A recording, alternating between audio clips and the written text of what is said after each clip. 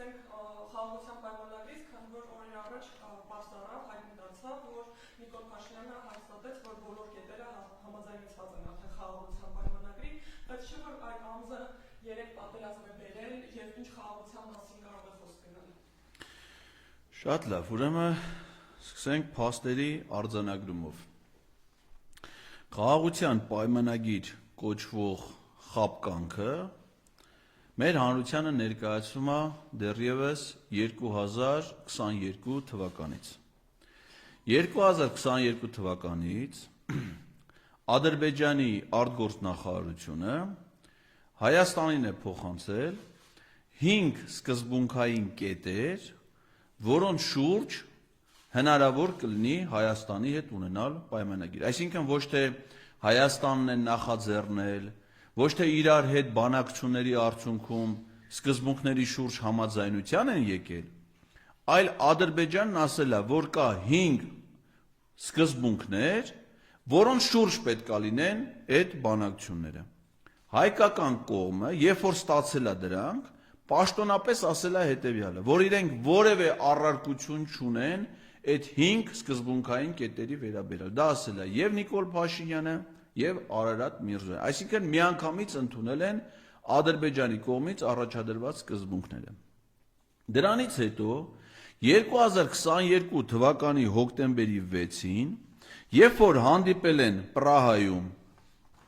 այդ հայտնի կապիտուլյացիան ստորագրելու ժամանակ, այդ ժամանակ Ադրբեջանի արտաքին գործերի նախարար Ջեյհուն Բայրամովը ասել է, որ հայկական կողմին փոխանցվել են եւս 12 պարզաբանող կետեր այդ 5 սկզբունքների վերաբերյալ։ Այսինքն դրանք ըստ էության ոչ թե պարզաբանող կետեր են եղել, այլ նոր եւս 12 սկզբունքներ։ Հիմա ուշադրություն, առաջինը 5, երկրորդը 12։ 12-ին որ գումարում ես 5, դառնում է 17։ Հիմա ասում են, որ խաղաղության պայմանագիրը կազմված է 17 կետից, այսինքն Ադրբեջանը ի սկզբանե ներկայացրել է 17 կետից պահանջ։ Ու սկզբից ասում են, որ այդ խաղաղության պայմանագրի շուրջ բանակցություններ են ընթանում եւ դա մոտ է ստորագրման։ Ամբողջ 2023 թվականին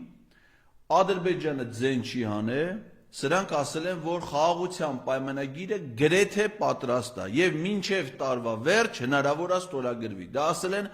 ամբողջ 2023 թվականի ընթացքում չի ստորագրվել։ Նույնը կրկնել են ամբողջ 2024 թվականի ընթացքում։ Ասում էին արդեն 60%-ով է պատրաստ, 70%, հետո ասին 80%։ 24 թվականի վերջին Նիկոլ Փաշինյանը Մոսկվայում տես ճեպազրույց է տալի լրագրողներին, ասում են հիմա էլ ենք պատրաստ ստորագրենք։ Հետո ասին ընդամենը 2 կետ համաձայնեցված չի, Նիկոլ Փաշինյանն ասաց բերեք այդ 2 կետը հանենք, այն 15 կետը որ համաձայնեցված է դրանից ստորա։ Հիմա ինչ տարբերություն, 17 կետ է, 20 կետ է, թե 15, որը համաձայնեցրած է ստորագրենք, մյուսի շուրջ շարունակենք բանակցել։ Ադրբեջանն ասաց այդպես բան չի լինելու, պետք է 17-ին էլ համաձայնվեք։ Ու իրենք հիմա 17-ին էլ համաձայնվել են, այսինքն ոչ թե Ադրբեջանը ինչ որ զիջման է գնացել, ինչ որ մի կետ հանել է, խմբագրել է, այլ իրենք սկզբից համաձայնություն չեն տվել, ենթադրենք, հետո համաձայնություն տվել են ու տես բոլոր կետերին, որովհետև այդ պայմանագրի տեքստը գրվել է Ադրբեջանի արտգործնախարարությունում։ Հայկական կողմը մենակ դրա վրա որոշակի առաջարկություններ արել, գրե ուղարկել Ադրբեջանին եւ Նիկոլ Փաշինյանը խոստովանել է, որ Ադրբեջանում իրեն ստացած առաջարկների վրա գիծ են քաշում, հետ են ուղարկում։ Այսինքն ոչ մի առաջարկ հայկական կողմի Ադրբեջանը չի ընդունել։ Հիմա մեկ էլ հանկարծ Ադրբեջանի արտգործնախարար Ջեյհուն Բայրամովը հայտարարում է, որ Հայաստանը պաշտոնապես մեզ տեղեկացրել է, որ բոլոր 17 կետերին համաձայն է։ Դրանից անմիջապես հետո Հայաստանի արտգործնախարարությունը տեղեկատվություն է տարածում, որ Ադրբեջանը հայտարարության մասին պայմանավորվածությունը խախտել է որովհետև իրենք որոշել էին, որ պիտի միասին դրա մասին հայտարեն, բայց Ադրբեջանը շուտ է հայտարարել, բայց ինչ որ ասում է, ճիշտ է ասում, իսկապես Հայաստանը իր համաձայնությունը տվել է, տեղը, ժամը, տեղն ասեք, այդքան կստորագրելու։ Ադրբեջանցիներն էլ ասում են, հələ որ ստորագրելու համար շատ շուտ է։ Դուք ընդամենը համաձայնությունն եք տվել այն պայմաններին, որոնք մենք դրել ենք ձեր առաջ։ Բայց որպեսզի դա ստորագրվի, կան լրացուցիչ պայմաններ, որոնք են այդ լրացուցիչ պայմանները, որոնք Ադրբեջանը առաջադրել է հայկական կողմին։ Սրանց կապակցությամբ ոչ թե պիտի պայմանավորվածություն ձեռք բերվի, համաձայնության գան,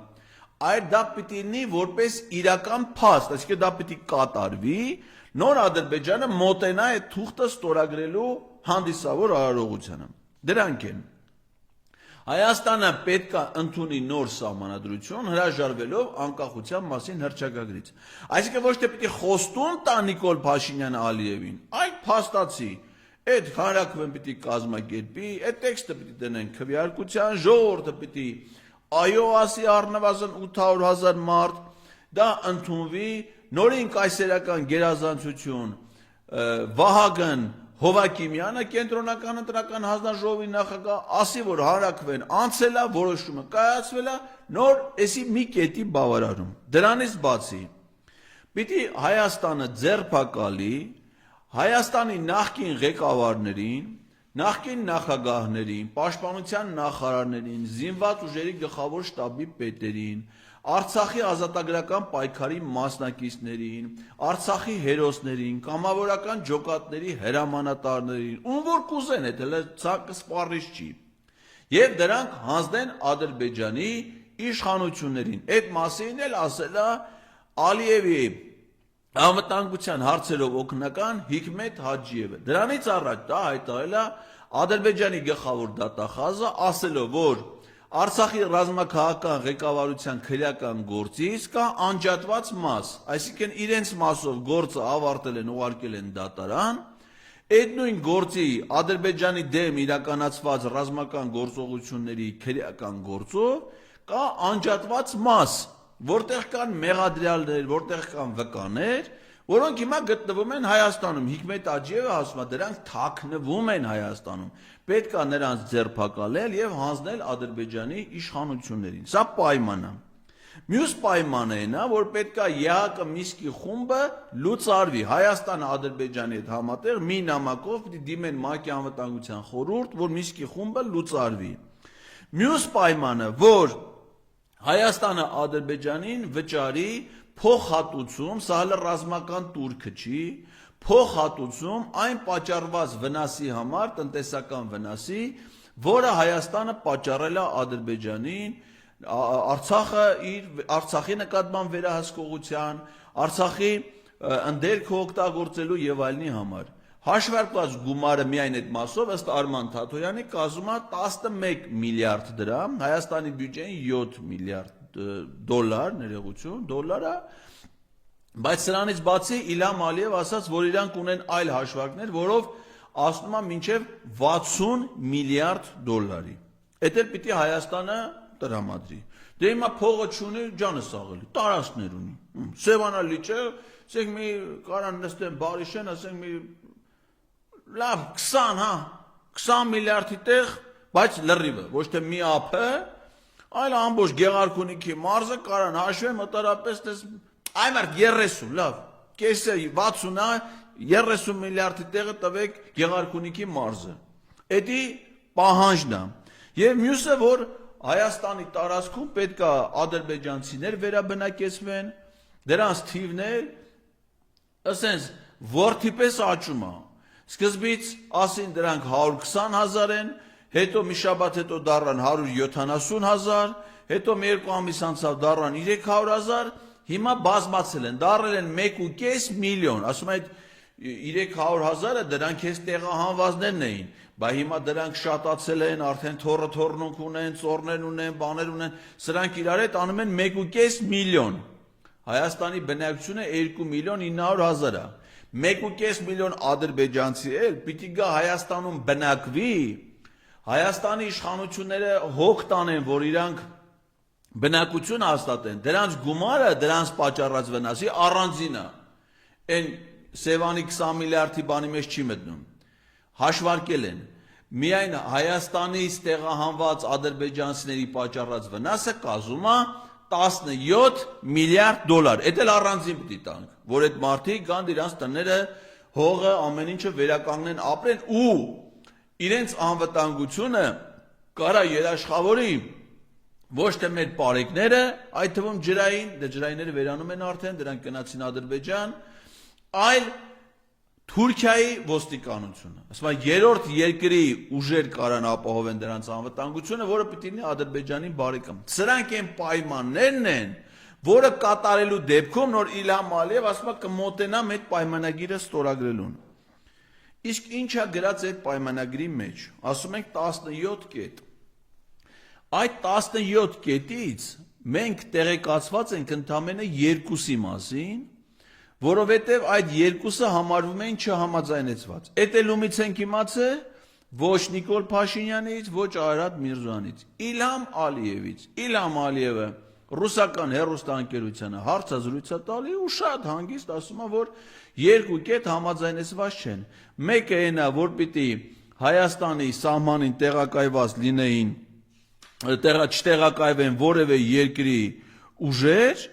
եւ երկրորդը, որ պիտի բոլոր միջազգային ատյաններից հայցերը հետ վերցվեն։ Սրանք համարվում են չհամաձայնեցված կետերը, որոնց նույնպես Նիկոլ Փաշինյանը համաձայնություն տվեց։ Նախորդ շաբաթերս տեղից ես խոսում էի, ասում էի, որ Եղիշե Կիրակոսյանին պաշտոնանկ անելը դա հենց նշանակում է, որ ամենայն հավանականությամբ սրանք համաձայնել են հայցերը հետ կանջելու ադրբեջանական պահանջին։ Դա հաստատվեց։ Ասացին, այո, մենք հայցերից հետ ենք հրաժարում, Եղիշե Կիրակոսյանն էլ դրա համար են անել։ Հաստատվեց մեր ասած ոնց որ մնացած ցավոք սրտի բոլոր դեպքերում։ Հիմա մյուս պահանջն էլ, որ պիտի սահմանին չտեղակայվեն երրորդ երկրների կամ կազմակերպությունների ուժեր։ Շատ մարդիկ, միամիտ մարդիկ մտածում են, որ դա վերաբերվում է միայն Եվրոպական միության քաղաքացիական դիտորդական առաքելությանը, ովքեր հիմա իրանց կապույտ ժիլետներով, հեռադիտակներով, բլոկնոտներով, գրիչներով գտնվում են սահմանի առանձին հատվածների մոտ գտնվող բնակավայրերում, այսինքն դրանք սահմանին տեղակայված չեն, ասենք մեր զինվորների կողքը բլինդաժներում կանգնած Եվրամիության դիտորդ չկա ու չի կարա լինի 260 հոգի են ընդամենը։ Խոսքը վերաբերում է առաջին հերթին ռուսական սահմանապահ ծառայությանը, որտեղ Ռուսաստանի անվտանգության դաշնային ծառայության սահմանապահ զորքերը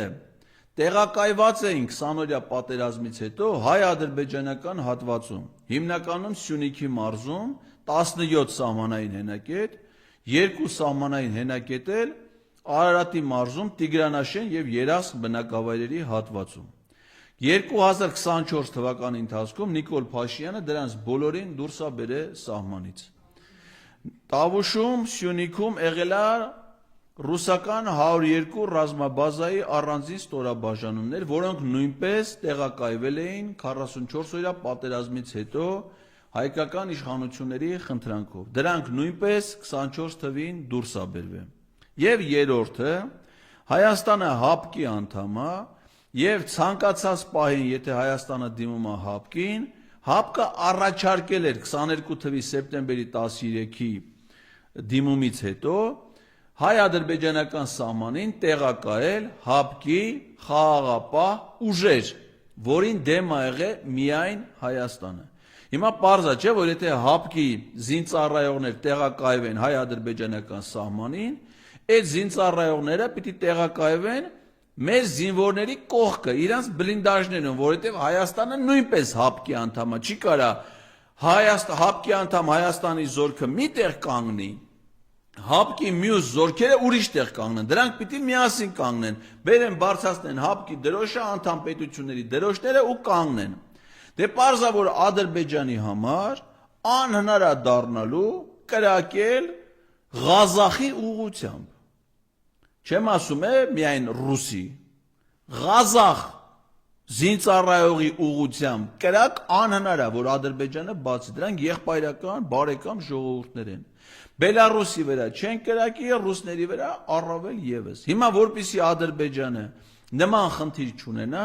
ասում է որպեսի Հայաստանի սահմանին երբևէ որևէ կազմակերպության, որևէ երկրի սահմանապահ զորքեր տեղակայված չլինեն, այսինքն դա վերաբերվում է նաև ԵՄ քաղաքացիական դիտորդական առաքելությանը, բայց առաջին հերթին վերաբերվում է իրական զինված միջազգային պայմանագրով ամրագրված ստորաբաժանումների տեղակայմանը։ Այդ Նիկոլ Փաշինյանը, որ այսպես ասած սառեցրել է Հայաստանի անդամակցությունը ՀԱՊԿ-ին, այդ հենց դրա մասին է, դա ադրբեջանական պարզա չէ, 17 կետերի մասին մենք նոր ենք իմանում, բայց իրանք 22 թվից բանակցում են, չէ, 22 թվից է, չէ, Ալիևը դա իրան ասում։ Ասել է 24 թվին էլ հանել է դրանց բոլորին, եւ հիմա ասում է բեր ամրագրի հանել ես լավ ես արել, իմ պահանջն ես կատարել։ Բեր գրի, որ երբևէ չեն էլ գալու, որովհետեւ Ալիևը այս հայտարարություններից հետո ասել է, որ Հայաստանը այն երկիրը չի, որի խոսքին մենք վստահ ենք, ամեն ինչի տակ պիտի լինի դրանց ստորագրությունը, պիտի պարտավորություն վերցնեն, որովհետեւ ասում է իրանց նկատմամբ վստահության մակարդակը 0 է։ Սա է այս կետի պահանջը, որին համաձայնվել է Նիկոլ Փաշինյանը։ Հիմա գալիս ենք պայմանագիր։ Ես դեսպան եմ եղել, ես մասնակցել եմ մասնավորապես հայ-լեհական միջազգային բազմաթիվ պայմանագրերի մշակման գործընթացին։ Ոնց է դա ալնում։ Պատվիրակությունը Լեհաստանից գալիս է Երևան, նստում են փաստաթղթի վրա աշխատում են։ Հայաստանից պատվիրակությունը գալիս է Լեհաստան, մասնագետներն ամենաստորին օղակից նստած իրենց գործընկերոջ հետ տեքստի վրա աշխատում են, հետո ներկայացնում են ավելի բարձր ատյաններ, հետո լիազորություն, հետո կա, այսինքն շփումներով բանակցում են, ստեղծում են փաստաթուղթ։ Ուրեմն 2025 թվականի մարտին հայտարարվել է պայմանագրի պատրաստ լինելու մասին, երբ որ Նիկոլ Փաշինյանի եւ Իլհամ Ալիևի դրան նախորդող վերջին հանդիպումը եղել է 2024 թվականի հոկտեմբերի 24-ին Կազանում։ Այսինքն հոկտեմբերի 24-ից մինչև օրս Նիկոլ Փաշինյան եւ Իլհամ Ալիև չեն հանդիպել, չեն բանակցել, ոչինչ չեն խոսել։ Ու հանդիպումների առիթ էլ եղել է կամ կարար լիներ։ Ասենք օրինակ Նիկոլ Փաշինյանը գնացել էր Դավոս, գնացել էր Մյունխեն, մասնակցում էր անվտանգային համաժողովին։ Այնտեղ էր նաև Ադրբեջանի արտգործնախարար Ջեյհուն Բայրամովը։ Բայց Նիկոլ Փաշինյանի պատվիրակության կազմում Արարատ Միրզոյան չի եղել, որ գնա Ջեյհուն Բայրամովի հետ հանդիպի, ասի պայմանագիր ունենք, չէ՞, մի հատ նստենք, քննարկենք, աշխատենք դրա վրա։ Արարատ Միրզոյան Ջեյհուն Բայրամով հանդիպումը վերջին այս պայմանագրի մասին հայտարարելուց առաջ եղել է 2024 թվականի հոկտեմբերի 28-ին Ստամբուլում 3+3 ձևաչափով հանդիպումների ժամանակ։ Այսինքն այդ պայմանագրի մասին հայտարարությունը նախորդող հանդիպման տարբերությունը հաշվել եմ 136 օր կամ 4 ամիս 13 օր, 4 ամիս 13 օր իրանք իրար հետ ընդհանրապես չեն հանդիպել, բայց ասում են պայմանագիր ունենք պատրաստ։ Դες բան ո՞ս կարա լինի։ Դրանից առաջ, Ստամբուլից առաջ հանդիպել են 2020 Արարատ Միրզոյան Ջեյհուն Բայրամով 2024 թվականի սեպտեմբերի 26-ին։ Մի հատ հետաքրքիր բան ասեմ, շատ բան չեմ կարա դրա մասին ասեմ, բայց փաստի արձանագրում կարամ ասեմ։ Սահմանադրական դատանի որոշման հրապարակման օրը։ Խոսքը հայտնի Ադրբեջանի եւ Հայաստանի սահմանային հանձնաժողովների վերաբերյալ կանոնակարգի ՍԴ որոշման մասին է։ Որոշման ընդունման օրը սեպտեմբերի 24-ին հանդիպել է Նիկոլ Փաշինյանը Ռեջեփ Թայիպ Էրդողանի հետ։ Իսկ 26-ին որոշման հրապարակման օրը Արարատ Միրզոյանը Ջեյհուն Բայրամովի հետ։ Չէ, ինչ դավաճանություն, ինչ բան։ Այդ սա դատարանում մնացած հարցերը մենք քննարկենք, ես ուղղակի փաստերն եմ արձանագրում։ Սրանք ասում են մենք անցել ենք էլեկտրոնային դիվանագիտության, նամակները ուղարկում ենք էլեկտրոնային բան դիվանագիտության պատմության մեջ չի եղել։ Ու հիմա ասում է վերջնական տարբերակը մենք իրան տվել ենք բանի միջոցով, դիվանագիտական խողովակներով։ Արադ Միրզոյանի պատկերացմամբ դիվանագիտական խողովակը երևի կանալիզացիայի տրուբա է, խողովակը, կամ 3/4, կամ պոլդույմ։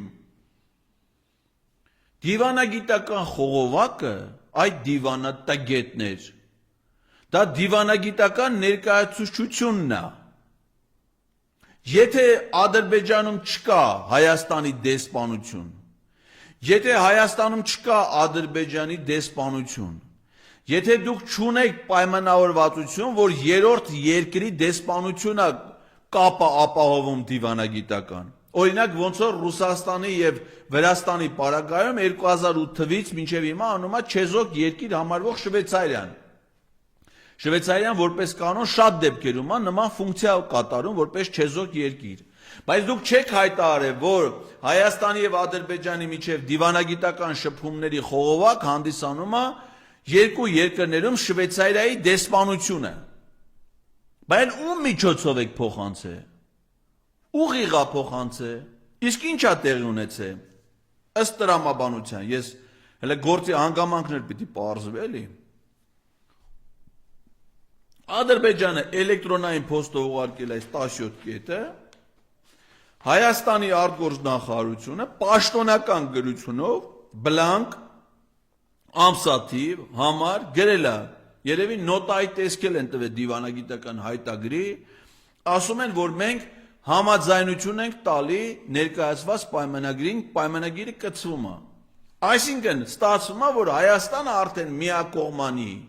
ստորագրել է այդ պայմանագիրը 17 կետից կազմված, որոնք բոլորը ադրբեջանական պահանջներ են։ Ադրբեջանը այս մի կողմից ոչ մի ստորագրություն չի դրել, ինքը պաշտոնական գրությունով չի ասել, որ ես էլ եմ հաստատում այս 17 կետը։ Հիմա Հայաստանի աշկը կողելու են, ասելու են այս քո ստորագրությունն է, չէ, Արաբատ։ Դու գրել ես, չէ, որ համաձայն եք այդ կետերին, դե կատարեք։ Կատարեք այդ կետերը, հանեք Եվրամիության դիտորդներին, ապահովեք մնա, հələ երկուսը գիտենք, է, այն 15 կետի մասին մեզ ոչ մի բան չեն ասում, ոչ մեկ չի տեսել, ընթացքում, երբ որ հələ տեքստի վրա աշխատում էին, Ազգային ժողովի Հայաստան խմբակցության մի քանի պատգամավորներ գնացին արտգործնախարարություն, որպեսզի ծանոթանան այդ պայմանագրի նախագծին։ Նրանց լրացուցիչ թուղթ էին տվել ստորագրելու, որ սա գաղտնիք է, խորհրդապահությունը պետք է պահել եւ չի կարելի ծանոթանալուց հետո հայտնել, թե ինչա գրած այդ պայմանագրի մեջ։ Պատգամավորները գնացին ծանոթացան, դուրս եկան, ասեցին, որ քանի որ գաղտնիության պարտավորություն ենք ստանձնել, չենք կարող ասենք, թե ինչա գրած։ Մի բան կարանք ասենք միայն, որ այն ինչ որ գրած է, ավելի սարսափելի է, քան մենք պատկերացնում ենք, որ կարող է անդե գրած լինի։ Այսինքն իրենք որոշակի անհանգստությամբ գնացել են, կարդացել են, տենում են ինչա գրած, ասում են ոնց թե ավելի սարսափելի է, սա պատգամավորների տված կարծիքն է։ Քան են նախնական ռիսկերը, որ իրանք մտածել են, որ կարա դրա մեջ լինի։ Ես մոտավորապես ենթադրում եմ, թե ընդ ինչա գրած։ Դա ճանապարհների տրամադրումն է Ադրբեջանի ուզած պայմաններով, այսինքն Միջանսկի սկզբունքով, որ ադրբեջանցիները պիտի գնան Նախիջևան, Թուրքիա, Հայաստանի տարածքով առանց որևէ մաքսային հսկողության, առանց սահմանապահ ծառայությունում ազնագիր ցույց տալու, առանց որևէ ոստիկանի հետ առնչվելու ճանապարհին, սա է ալնելու, վստահ եմ, անպայման ադրբեջանցիները այնտեղ գրած են լինելու, այդ իրանց տարածք կոչվածների անկլավների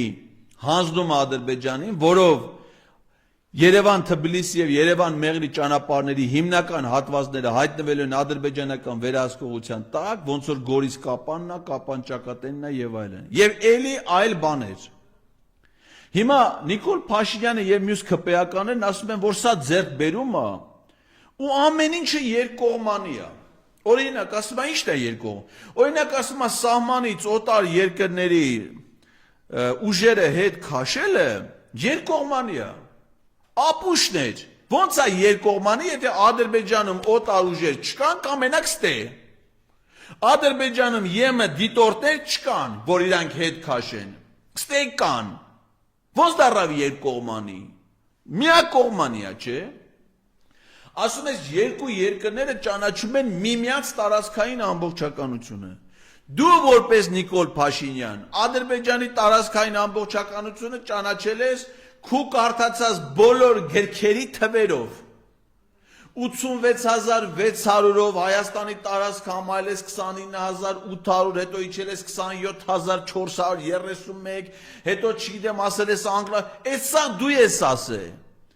Մի ադրբեջանցի էլ է, չեմ ասում է, Իլհամ Ալիև, Հիկմետ Հաջիև, Ջերուն Բայրամով։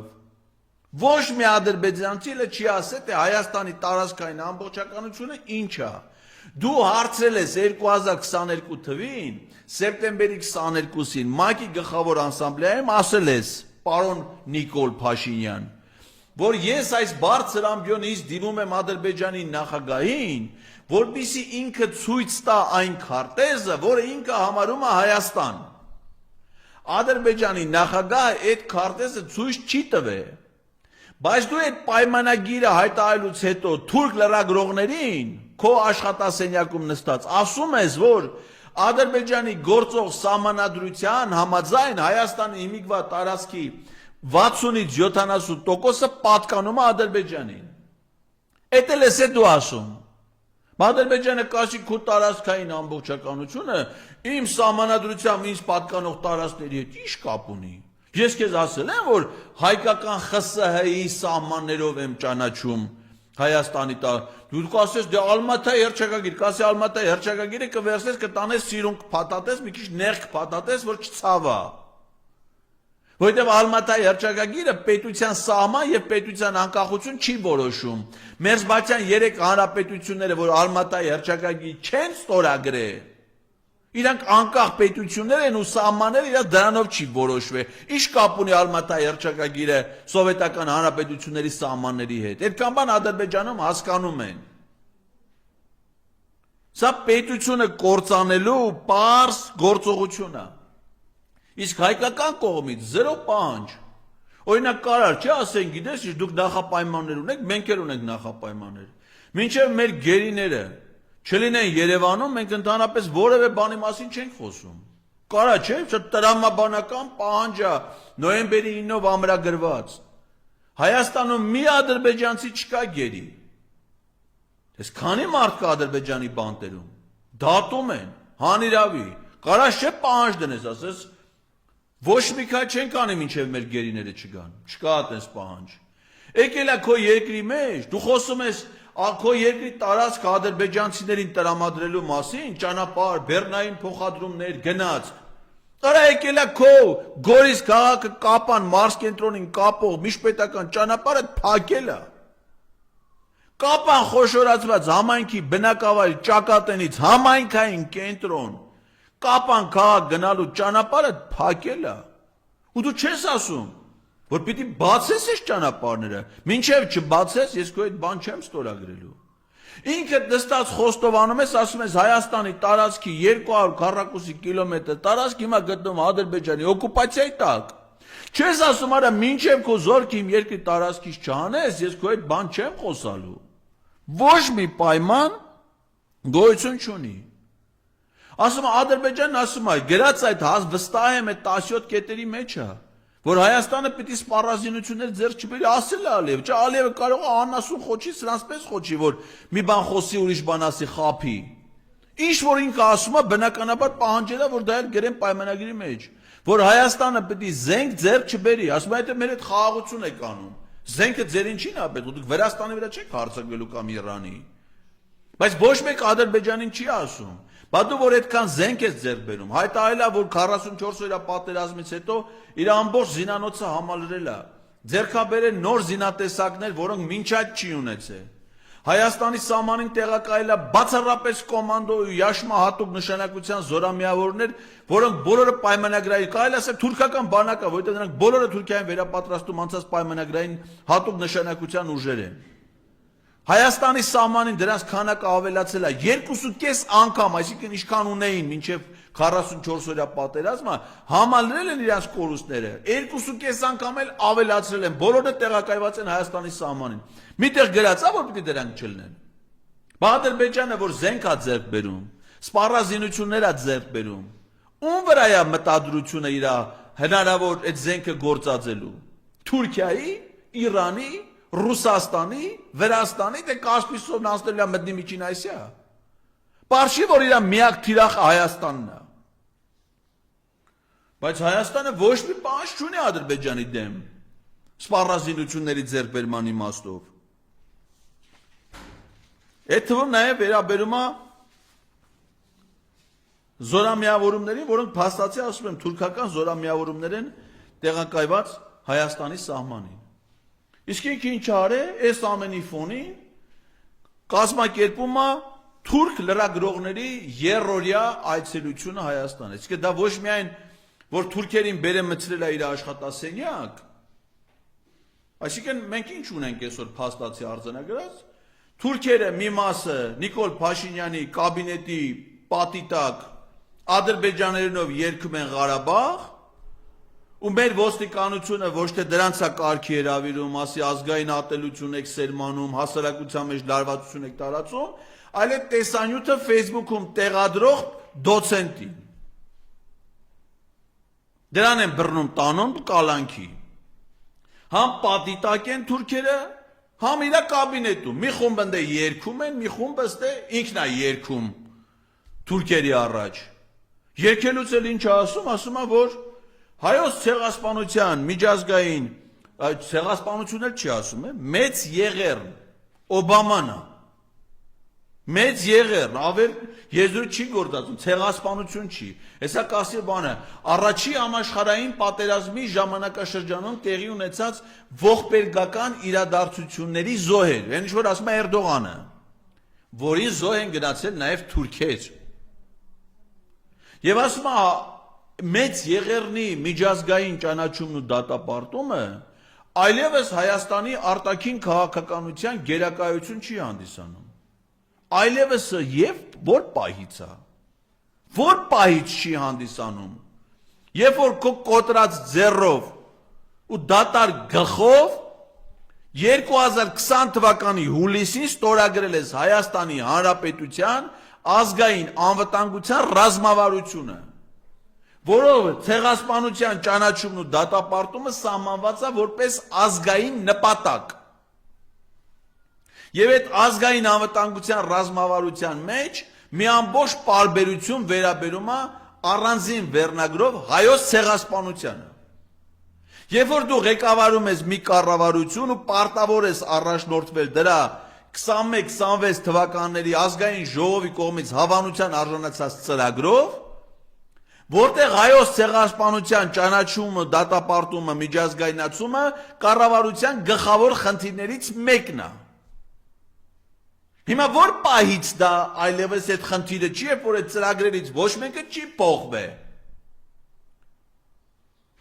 Դավաճանություն էլ որն, այսինքն դու ժողովրդին խաբում ես, ասում ես ինձ իշխանություն տվեք, քվե տվեք, ես գամ զբաղվեմ այդ հարցերով, գալիս ես, անցնում ես թուրքերի շահերը սպասարկելով, քրեական օրենսգիր 410 տոդված, պետական դավաճանություն, թշնամու կողմն անցնելը, թշնամու շահերը սպասարկելը։ Դրա հետ միասին ասում է Հայաստանի տարածքի 70%-ը Ադրբեջանը, բայց մենք Ադրբեջանի սահմանադրություն փոխելու պահանջ չենք ներկայացնում, Ադրբեջանն է պահանջ դրել մեր սահմանադրությունը փոխելու, մենք դա ընդունում ենք եւ մենք ընդունելու ենք մի սահմանադրություն, որ ասում է կբխի տարածաշրջանի շահերից։ Ամեն պետություն իր սահմանադրությունը գրելուց նախաբանում գրում է հայ ժողովուրդը իր ազգային նպատակների իրագործման տեսանկյունից իր պետության շահերից ելնելով ընդունում է սահմանադրություն։ Սա ասում է մենք ընդունում ենք սահմանադրություն, որը կբխի տարածաշրջանի շահերից։ Այսինքն գլխից ասում է, որ մեր երկրի սահմանադրությունը հաշվի առնելու Թուրքիայի եւ Ադրբեջանի շահերը։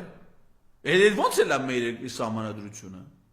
Այսինքն ԱԿ պաշտոնապես է հայտարարում, որ Հայաստանը դարձնում է Թուրքիայի տարածք, այսինքն ինչ է ստացվում սրա ասելով, որ Հայաստանի տարածքի 60-ից 70%-ը Ադրբեջանի սահմանադրությամբ ունի ադրբեջանական պատկանելություն, այդ տարածքները պիտի հանձնվի Ադրբեջանին ու մարզերի անուններով է դա ասել 4 անգամ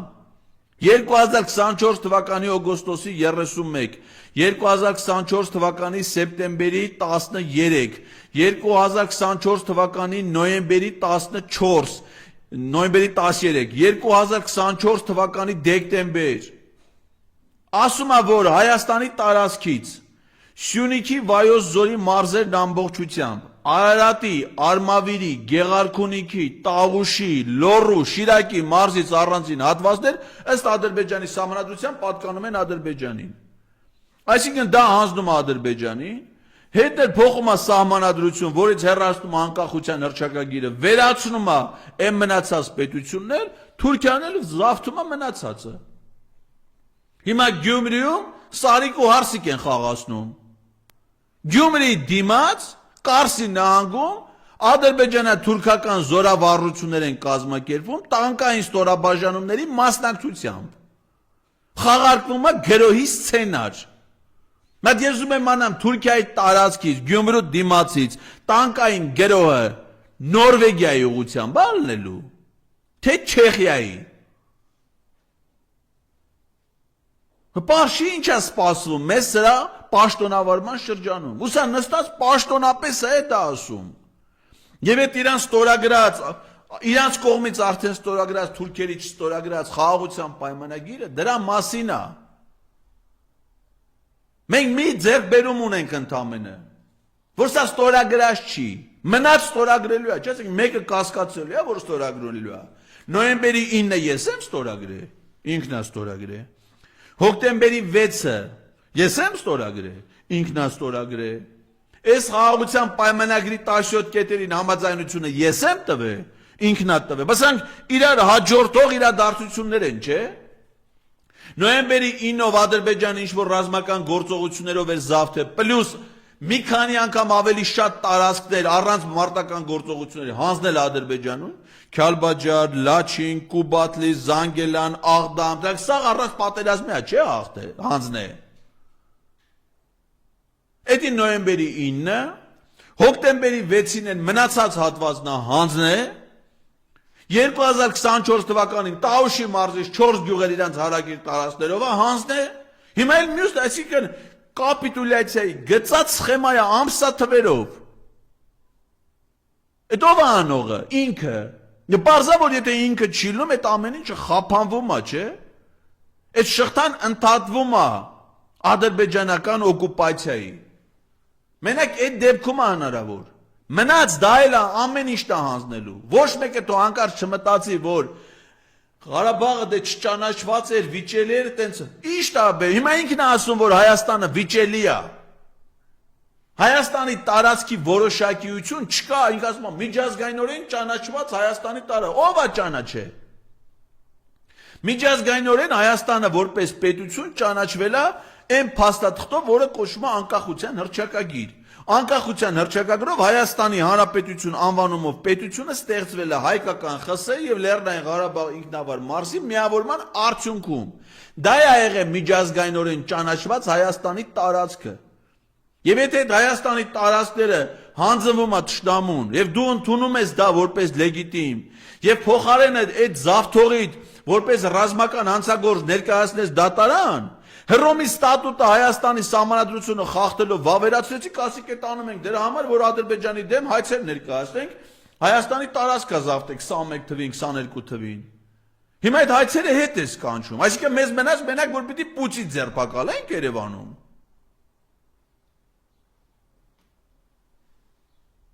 Սա շտամական ընթացք է, որը պետք է խաթարվի մենակ մի ձևով, սրա անելու իրավունքը չունի։ Ոչ ժողովրդի վստահություն ունի, ոչ ժողովրդի ցանկություն ունի, ոչ ժողովրդի քվենա ստացել սա անելու համար։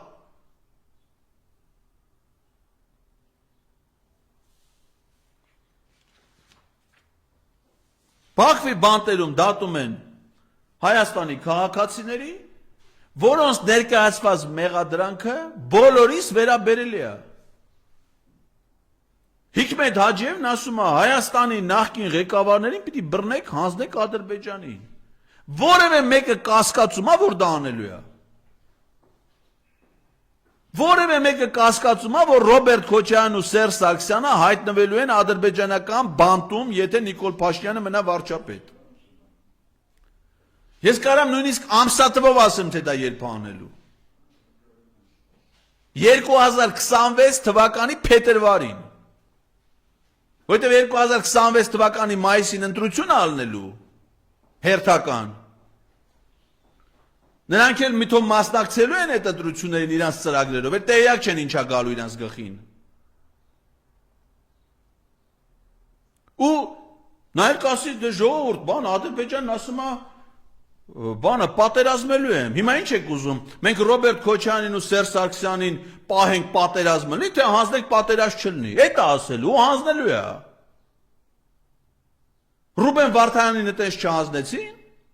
Մի հատ Եկինն այպես մի հատ բան են, Տիլի Գագո։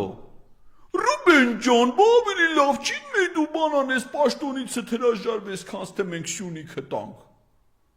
Տիլի Գագոն չէր ասում։ Ռուբեն Վարդայանը հիմա ուր է։ Բաքվի բանտում։ Նույնը մյուսներին են ասելու։ Արցախի նախագահները չեն հայտնվել Բաքվի բանտում։ Որտեւ իրանց այդ կարգավիճակով փրկել են Արցախի ժողովրդին, որ դուրս գան այդ մարդիկ։ Դրանց նպատակը իրանց տանելն էր ադրբեջանցիների։ Ասում են, եթե չեք հանձնվելու, մենք ժողովրդին կոչնչացնենք, կբնաջնջենք բոլորին։ Անձեր Նիկոլ Փաշինյանը Արցախը ճանաչել Ադրբեջանի կազմում, ապրիլի 23-ից Հակարի կամրջում անցակետը դրել են Արցախը շրջափակման մեջ, զոր չկա, բան չկա, անտերի պես շրջափակման մեջ ու ջուր չունեն խմելու։ Շրջափակման մեջ մնաց ասում են ոչնչացնեմ ամբողջ ժողովրդիդ։ Կթողնեմ կփախնեք էտա Ղարաբաղը մաղեք, դուք էլ եկեք հանձնվեք։ Արցախի արտգործնախարար Դավիթ Բաբայանը կամավոր նստել ավտոն գնացել է Շուշի, հանձնվել է ադրբեջանցիներին։ Նրան Հակարի կամրջից չեն վերցրել։ Նույնը գալու է աստեղ մերոնց ասի, մեր մյուս ղեկավարներին ասի։ Ու սա հանձնելու է, մեկը չկասկածի դրանում։ Ու դրանով դա ամբողջ մեր ժողովրդին անելու հանցագործ։ Որի վրա Ադրբեջանը մատը դրեց, տանելու է։ Ես գիտեք քանի անգամ եմ եղել Արցախում։ Պայմանագիր ենք ստորագրել Քաշաթաղի վարչական Վայոց Ձորի մարզպետը եւ Քաշաթաղի վարչական շրջանի ղեկավար Սուրիկ Խաչատրյանը ստորագրեցին համագործակցության համաձայնագիր։ Ամեն մի մարզ համագործակցում էր Արցախի մի վարչական շրջանի հետ։ Այ քեզ մեղադրանք, պաժանստը գլխավոր դատախազը Ադրբեջանի որ պահին ուզեց, միջազգային հետախուզում հայտարարելու է տվյալները դնի Ադրբեջանի հետ գործակցող ցանկացած երկրի սահմանապատ ծառայության համակարգչի մեջ։ Մոսկվայի օդանավակայանում կվերցնեն։ Ցանկացածից։ Ով որ Արցախի պաշտպանության բանակի հետ երբևէ առնչություն ունեցել, պարտադիր չէ զինվորական լինի։ Շինարար տունա սարքել զինծառայողների համար։ Ճաշարանա կառուցել Զորամասի տարածքում։ Աջակցել է պաշտպանական ապօրինի ռազմական ահաբեկչական կազմավորման գործունեությանը։ Հոտված։ Բա հիմա մյուսներ ինչի համար են դատվում։ Ռուբեն Վարդայանի մեղադրանքներից մեկը Ադրբեջանի սահմանը ապօրինի հատելը։ Հիմա քանի մարդ է մեզ լսում կամ լսելու։ Որը տա եղել Արցախում։ Այդ հոդվածը ձեզ վերաբերելի է։ Ռուբեն Վարդանյանի հոդվածը վերաբերելի է ցանկացած մարդու, ով որ կյանքում թեկուզ մի անգամ եղել է Արցախում։ Որովհետև ըստ այդ հոդվածի ինքը Ադրբեջանի պետական սահմանը հատել է ապօրինի, Ադրբեջանի սահմանապատ ծառայության աշխատակիցը կնիկ շտամպը չի դրել անձնագրի մեջ։ Իսկ մենք ընկած բան ենք անում։ Տգետների դպրոց է բացել։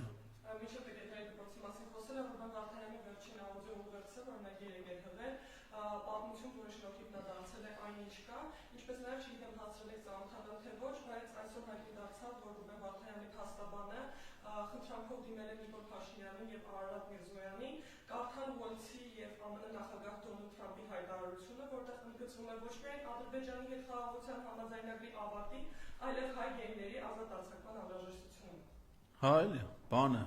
Քեժ է էլի Նիկոլ Փաշինյանը, տեղյակ չի։ Նիկոլ Փաշինյանը Իգնար Ռուբեն Վարդանին հանձն է Ադրբեջանին։ Մինչև հիմա Ռուբեն Վարդանի մասին խոսելիս են դուրեկան տեսք ունեցող պատգամավորը, կրճատ դուրեքսը, ինչ է ասում։ Ռուբեն Վարդանյանն իր հայտարարությունների պատճառով է հայտնվել Ադրբեջանի բան։ Ռուբեն Վարդանյանն մեղադրում։ Ասում է նրանով էր, բան Ալեն Սիմոնյանն ասում է, գործուղվել էր Ղարաբաղ։ Իսկ ո՞ւս գործուղ, ով էր գործուղը, կոմանդիրովեշնին ով էր տվել, ով պիտի փեչատեր։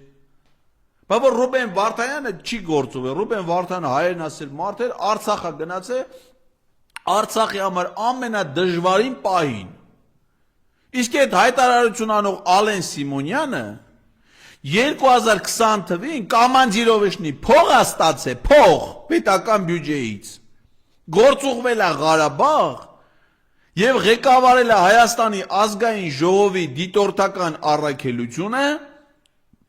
Արցախի հանրապետության ազգային ժողովի եւ Արցախի հանրապետության նախագահի ընտրություններում դիտորդական առաքելություն իրականացնելու համար փող է ստացել, գործուղվել է Արցախ, Ալեն Սիմոնյանը։ Հիմա այդ ընտրության արդյունքում ընտրված Դավիթ Իշխանյանը ազգային ժողովի նախագահ ադրբեջանական բանտումը, այդ ընտրության արդյունքում ընտրված Արցախի նախագահ Արայիկ Հարությունյանը ադրբեջանական բանտումը, Ալեն Սիմոնյանը $1100 կոշիկներ հագե գնացել Գյումրի։